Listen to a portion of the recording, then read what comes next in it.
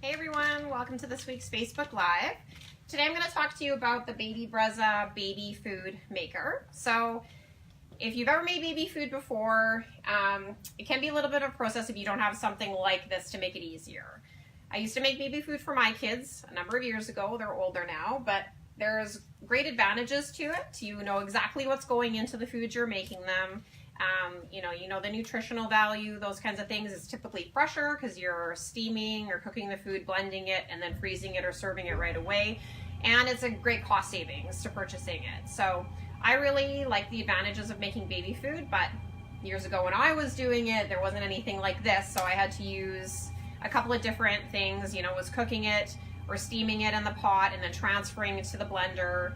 And blenders don't always do the greatest job. So I think this is a really smart idea. So basically what the baby food maker does is it steams and blends all in one. So you can do fruits, vegetables, meat, fish, all those kinds of things, and you can make it in as little as 10 minutes depending on what you're cooking. So he's got this really very easy to use control panel here. You add water into the back. This is your obviously container for your baby food. You've got your blender right in there. So you put the food in there, you steam it, depending on what you're cooking. Obviously, some things are gonna take longer than others.